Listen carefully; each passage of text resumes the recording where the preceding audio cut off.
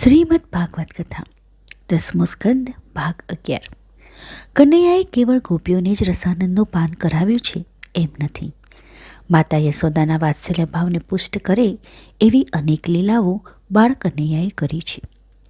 યશોદા માતા કનૈયાને ભાત ભાતના રમકડા આપીને બેસાડે છે, પરંતુ ચપળ અને ચંચળ મનોવૃત્તિવાળો બાળ કનૈયો ત્યાંથી ઉઠીને અન્યત્ર ચાલ્યો જાય છે. પુત્રની ચંચળતા જોઈને માતાને આનંદ સાથે આશ્ચર્ય થાય છે. પુત્ર માતાને અતિશય પ્રિય છે, તેથી પુત્રની ચંચળતાથી માતાને કંટાળો આવતો નથી. તેઓ પોતાના કનૈયાને પોતાની નજર સમક્ષ જ રાખે છે. તેને સાચવવા માટે પણ કોઈને આપતા નથી. એક દિવસની વાત છે. કૃષ્ણએ એક સ્થળે પધરાવીને માતા યશોદા ભોજનની તૈયારી કરવા ગયા. કામમાં ધ્યાન પરોવ્યું. પ્રભુને તે પસંદ ન આવ્યું. ચૂપચાપ ઉઠી અને ચાલ્યા ગયા. થોડાક સમય પછી માતાની નજર ગઈ. પુત્રને ન દીઠો. ચારે તરફ જોયું, પણ પુત્ર ન દેખાયો. તે ગભરાયા, બહાર દોડી ગયા. આંગણામાં એક સુંદર ગાય બાંધેલી હતી. માથું નીચું નમાવીને તે ઘાસ ખાતી હતી. બાલકૃષ્ણ તેના શિંગડાના સહારે ઊભા થયા અને તેના બે શિંગડા વચ્ચે બેસી ગયા. ગાય માથું ઊંચું કરે ત્યારે તેના ગળામાં બંધાયેલી ઘૂઘરમાળ રણકે છે, અને તેની સાથે જ કનૈયાના શરીર પરના આભૂષણોમાં લટકાવેલી ઘૂઘરીઓ પણ રણકી ઉઠે છે. કૃષ્ણને મજા પડે છે. મા એ ગાયના શિંગડાની વચ્ચે શ્યામને જોઈએ. સ્વાભાવિક રીતે જ માતા ગભરાયા. મારા લાલાને ગાયનું શિંગડું વાગી જશે તો, તેમ વિચારીને દોડીને કૃષ્ણને ઉપાડી લીધા. લાલાને લઈને ઘરમાં ગયા. પ્રભુના વિયોગમાં ગાય ભાંભરવા લાગી. ઘરમાં લાવી રમકડા આપી કનૈયાને બેસાડ્યો. ફરીથી અધૂરા રહેલા કામમાં લાગી ગયા. કનૈયો પાછો છટકી ગયો. ફરી નજર કરતાં માતાએ લાલાને ન જોયો. જટ ગાય પાસે દોડ્યા. કનૈયો ત્યાં ન હતો. ભારે નટકત છે. ક્યાં હશે મારો લાલો? રસોડામાં જોયું. ચૂલા પાસે બેસી માણેક જેવા લાલ અંગારા સામે તાકીને બેઠેલા લાલાને જોયો. કનૈયાએ કહ્યું, મા, જો તો આ માણેક. પુત્ર વત્સલ માનો જીવ ઉડી ગયો. માણેક લેવા જતાં પુત્ર દાજશે. ઝટ દોડીને કનૈયાને લીધો. સમજાવી પટાવી લાલાને પોતાની નજીક બેસાડી માતા પોતે કામે લાગ્યા. થોડીક વારમાં માતાની નજર ચૂકાવી કાનજી ભાગ્યો. માતાએ જોયું, વળી પાછો છટકી ગયો. ગાય પાસે ન હતો, રસોડામાં પણ ન હતો. તે તો વાડામાં જઈને બિરાજ્યો હતો, અને સામે માકડું બેઠું હતું. પોતાના હાથમાં જે ખાવાનું હતું તે કનૈયો માકડાને ખવડાવતો હતો. માકડું મુગ્ધ ભાવે કનૈયા સામે તાકી રહ્યું હતું. તેના હાથમાંથી ખાવાનું લઈ અને તે ખાતું હતું, પરંતુ સ્વભાવે તો તે તોફાની જ ને. માએ દોડીને કાનૈયાને તેડી લીધો. ફરી પાછું તે જ લીલાનું પુનરાવર્તન. લાલો ક્યાં? માં શોધે છે. તે ગાય, અગ્નિ કે માકડા પાસે ન હતો. તેને સર્વત્ર શોધી વળ્યા. એક અંધારા ઓરડામાંથી અવાજ આવ્યો. માતા ત્યાં દોડી ગયા. અંધારામાં ચમકતી આંખોવાળી બિલાડીની સામે બેઠેલા શ્યામને જોયો. તેના હાથમાં નંદજીની લાંબી તલવાર મ્યાન સહિત હતી. કનૈયાએ કહ્યું, માં, મને બિલાડીની બીક નથી. બાબાની તલવાર વડે હું તેને મારી નાખું છું કે નહીં તે તું જો. અને માતા હસી પડ્યા. પ્રભુને પથરાવી મા ફરીથી કામે લાગ્યા. કનૈયો ફરી ભાગી ગયો છે. મા તેની શોધે છે. વાડાના ખૂણામાં પાણીથી ભરેલા ખાડામાં પગ બોળી બેઠેલા લાલાને જોઈ મા ગભરાઈ જાય છે. ખાડો ઊંડો છે અને પાણીથી ભરેલો છે. તેમાં પડી જાય તો મારા લાલાનું શું થાય? કનૈયો માતાને જોઈને નિર્દોષ ભાવે જ કહે છે, મા, મારે તરવું છે. સૌને ભવસાગરમાંથી તરાવનારને નાનકડા ખાડામાં તરવું છે. દીકરાને ઉઠાવી અને મા પાછા ઘરમાં લાવ્યા છે. માતાને કામમાં પરોવાયેલા જોઈ કૃષ્ણ ફરીથી છટક્યા. માતાએ તેમને શોધવા માટે દોટ મૂકી, પરંતુ વધુ શોધ ન કરવી પડી. આંગણામાં પોપટને પઢાવતા લાલાને જોયો. લાલો પોપટને શીખવે છે, બોલ પોપટ, મા, મા, મા. પોતાના હાથમાંનું ફળ તે પોપટની ચાંચ સામે ધરે છે. ફળને બદલે લાલાના કોમળ હાથ ઉપર પોપટ ચાંચ મારે તો માતાએ દોડીને કનૈયાને ઉઠાવી લીધો. ફરી એકવાર દીકરાને શોધવા માતાને દોડવું પડ્યું. એક જ સ્થળે બેસી રહે તે કનૈયો નહીં. ચંચળ બાળક છે, ઘડીમાં છટકી જાય છે. બહાર દોડી આવેલ માતાએ કાંટાની વાડ પાસે કનૈયાને જોયું. એક હાથે કાંટાળો થોર પકડી ઊભો થવા તે મંથે છે. માતા અતિશય વ્યગ્ર બની ગયા છે અને કહે છે, કનૈયા, આ શું કરે છે? તને થોરના કાંટા વાગશે. કનૈયો કહે છે, માં, મારે મોતી લેવા છે. પોતાની કોમળ આંગળી વડે કનૈયો ચણોઠીની વેલને બતાવે છે. તેમાં સુંદર લાલ ચણોઠી ચમકે છે. સફેદ ગુંજાની વેલ પણ બાજુમાં જ હતી, એટલે માતાએ લાલ અને સફેદ ગુંજાની માળા બનાવી લાલાને ગળે પહેરાવી છે. લાલાને શોધવા માતાને વારંવાર દોડવું પડે છે. અલૌકિકમાં સહેજ પણ મન ન પરોવાય. વારંવાર લાલો યાદ આવે છે. માતા લાલામય બની ગયા છે. માતાના મનનો નિરોધ કનૈયાએ આ રીતે કર્યો છે. હવે કનૈયાએ આંગણું છોડી અને બહાર રમવાનું શરૂ કર્યું છે. તે સાથે જ ગોપીઓના મનના નિરોધનું કાર્ય પણ શરૂ થયું છે. આખો દિવસ ગોપીઓને કનૈયાના જ વિચાર આવે છે. ગોપી કનૈયાને સહેજ પણ ભૂલે કે તરત જ કનૈયો કંઈક ને કંઈક બહાને ગોપીઓની પાસે આવી પહોંચે છે. કનૈયાના કહેવાતા ત્રાસથી ગોપીઓ ત્રાસી ગયાનો ડોળ કરે છે. માખણચોર કનૈયો તેમનું સર્વસ્વ લૂંટવા આવતો. ગોરસ એટલે ગોપીઓનું સત્વ. કૃષ્ણ ગોરસની ચોરી કરે છે. પરંતુ કનૈયાને કેવા પ્રકારનો ચોર કહેવો? કોઈને ખબર ન પડે તેમ લઈ લે તે ચોર કહેવાય. હરિનો સ્વભાવ તો હરવાનો છે. તેનું હરિનામ જગ જાહેર છે. જે હરી લે તે હરી. તે શું હરી લે છે? કનૈયો તો સુપ્રસિદ્ધ પુરુષ નારાયણ છે. પોતાને યાદ કરનારને ત્યાં તે તરત જ ચોરી કરવા આવે છે. પોતાનું સ્મરણ કરનારના અનેક જન્મોના પાપના ભંડારો તે હરી લેવાનું કામ કરે છે. સ્મરણ કરનારને ખબર પણ ન પડે તે રીતે તે તેના પાપ હરી લે છે.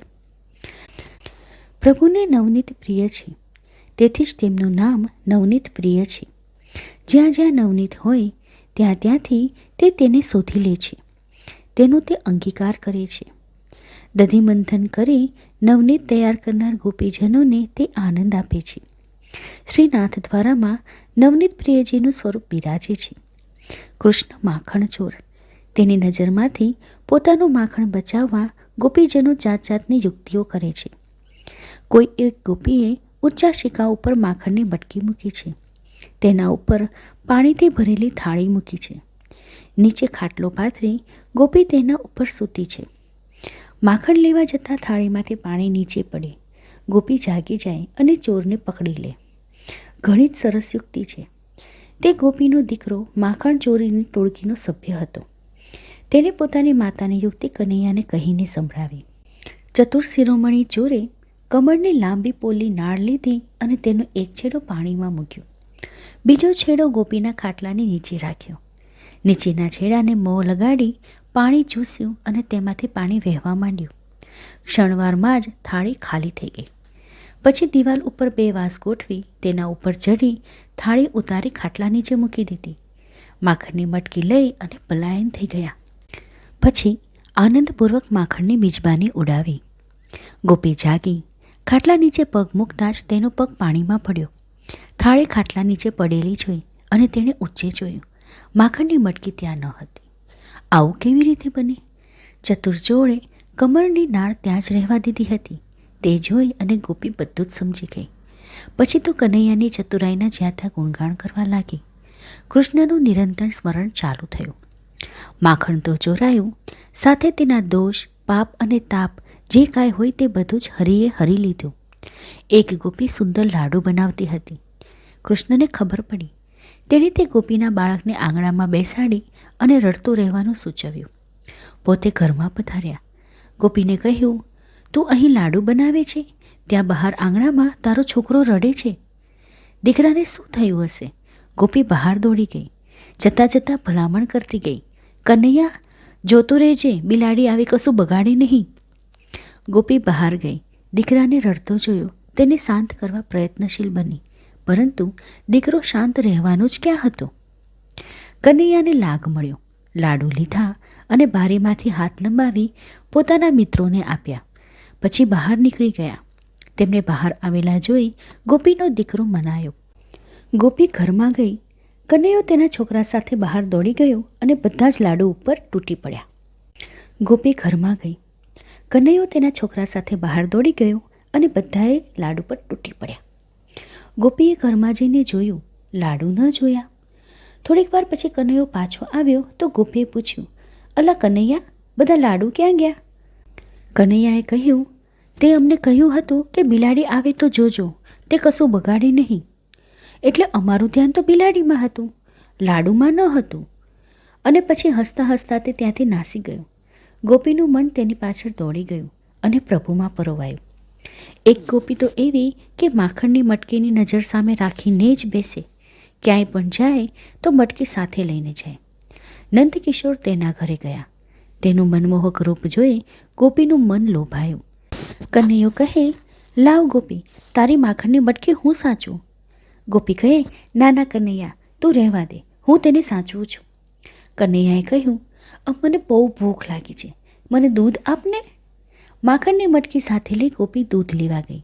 દૂધનો પ્યાલો ભરી લાવી કનૈયાના હાથમાં મૂક્યો. પછી માખણની મટકી સામે મૂકી. ગોપી મુગ્ધ બની કનૈયાને દૂધ પીતા જોતી રહી. કનૈયા દૂધનો મોટો કોગળો ભર્યો અને ગોપી કંઈ સમજે તે પહેલાં જ તેની આંખોની સામે દૂધનો ફુવારો છોડી દીધો. દૂધથી ગોપીની આંખો ભરાઈ ગઈ. તેની આંખો ચોળવા લાગી. કનૈયો મટકી લઈને ભાગી ગયો. પલાયનમાં પ્રવીણ કનૈયાને કોણ અટકાવી શકે? એક ગોપીએ શિકામાં તાજું દહીં મૂકેલું. ગોપી રસોડામાં બેસીને રસોઈ કરે છે. કનૈયાની ટોળકી ઘરમાં બેઠી અને ઊંચે જોયું. એક બાળ ઘોડો થયો, બીજો તેની પર ટેકવીને ઊભો રહ્યો અને ત્રીજો તેના ખભા ઉપર ઊભો રહ્યો. તેની ઉપર ચડી અને કાનાએ મટકી ઉતારી લીધી. ત્યાંથી સૌ પલાયન થઈ ગયા. થોડીક વાર પછી ગોપીએ દહીંની મટકી તરફ જોયું, પણ મટકી ક્યાંય મળી નહીં. દહીંનો નાસ્તો કરીને તેનો દીકરો પાછો ઘરે આવ્યો ત્યારે ગોપીએ તેના પહેરણ ઉપર ધૂળવાળા પગલાં જોયા અને સમજી ગઈ. ચતુરની ચતુરાઈ ઉપર તે વારી ગઈ. આવી અનેક અદ્ભુત લીલાઓ દ્વારા ગોપીઓના મનનો નિરોધ કરનાર કનૈયો ગોકુળના ગોપ ગોપીમાં સૌનો પ્યારો છે, સૌનો પ્રાણધાર છે. એક દિવસ બ્રહ્માંડ ઘાટ ઉપર રમતા ગોવાળિયાએ દોડી જઈ માતા યશોદાને ફરિયાદ કરી, માં, માં, તારા કનૈયાએ માટી ખાધી. પોતાના બાળકનું હિત વિચારતી માતાને થયું, માટી ખાશે તો મારો કનૈયો માંદો પડશે. પુત્ર સ્નેહથી ભયભીત બની અને માતા દોડ્યા. જઈને કનૈયાને ધમકાવવા લાગ્યા. કહ્યું, કનૈયા, તે શા માટે માટી ખાધી? કનૈયો કહે છે, માં, મેં માટી ખાધી નથી. આ બધા ગોપ બાળકો ખોટું બોલે છે. તો માતા કહે છે કે આ બધા જ ગોપ બાળકો અને આ તારો મોટો ભાઈ બલરામ પણ ખોટું બોલે છે. કેમ? બોલ, શા માટે તે માટી ખાધી? પરંતુ કૃષ્ણ તો સત્ય વક્તા છે. તે પોતાના સત્યને વળગી રહ્યા. તેમનું સત્ય બીજા કોઈને ન સમજાય તો તેમાં તેમનો શો દોષ? કૃષ્ણ તો સર્વથા દોષ રહિત છે. કૃષ્ણએ માટી ખાધી નથી. વ્રજની રજ એ માટી નથી, અને વ્રજની રજ ખાધી હોય તો પણ કૃષ્ણએ તે ખાધી નથી. કૃષ્ણને કર્તૃત્વ ન હોય. કૃષ્ણ કશું ખાતા નથી કે પીતા નથી.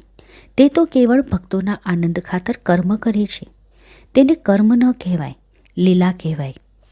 કૃષ્ણ વસ્તુતઃ માટી ખાધી નથી. માતા મૂંઝાયા. કનૈયો કહે છે, મેં માટી ખાધી નથી, અને આ ગોવાળો કહે છે કે તેણે માટી ખાધી છે. શું સાચું છે? માએ કહ્યું, કનૈયા, જો તું સાચું બોલતો હોય તો તારું મોં ઉઘાડીને મને બતાવ. ભગવાને મુખ ખોલ્યું. માતાએ તેના મુખમાં સચરાચર વિશ્વને જોયું. આ માત્ર આભાસ નથી, સ્પષ્ટ દર્શન છે. પહેલાં પણ તેમણે માતાને વિશ્વ દર્શન કરાવ્યું હતું. આજે ફરીથી માતાને બ્રહ્માંડ દર્શન કરાવ્યું છે. આ વખતે તો સમસ્ત બ્રહ્માંડ સહિત પોતાનું વ્રજ પણ કનૈયાના મુખમાં દેખાયું. વ્રજમાં રહેલા પોતે પણ તેમાં દેખાયા. માતા વિચારમાં પડ્યા. આવું દર્શન યશોદા માતાને થયું છે. આવું દર્શન કૌશલ્યા માતાને થયું છે. બીજા કોઈને થયાનું જાણમાં નથી. બ્રહ્મની માતાને બ્રહ્માંડનું દર્શન થાય, અન્યને નહીં. મુખ દર્શનના બહાને કનૈયાએ માતાને વિશ્વ સ્વરૂપના દર્શન કરાવ્યા. તેમણે પોતાનું સ્વરૂપ પ્રગટ કર્યું. પરંતુ બ્રહ્મ સ્વરૂપનું જ્ઞાન ભક્તિમાં બાધારૂપ ન બને તે માટે ભગવાને પોતાની વૈષ્ણવી માયાને આજ્ઞા કરી છે. માયાના પ્રભાવથી માતા બધું જ ભૂલી ગયા. કનૈયાને પૂર્વવ્રત પોતાના પુત્ર સ્વરૂપે જોવા લાગ્યા. બ્રહ્માંડ દર્શનની આ લીલા સાંભળી રાજા પરીક્ષિતને ઘણો જ આનંદ થયો. તે પૂછે છે, મહારાજ, નંદ યશોદાના કયા ઉત્તમ કર્મના ફળ રૂપે તેમને ભગવાન પુત્ર રૂપે મળ્યા તે મને કહો. જે કથા આપણે આવનારા ભાગમાં સાંભળીશું. આ કથા વાર્તા સાંભળવામાં આપને રસ પડતો હોય તો મારી ચેનલને લાઈક, સબસ્ક્રાઈબ અને શેર અચૂકથી કરશો. જય શ્રી કૃષ્ણ.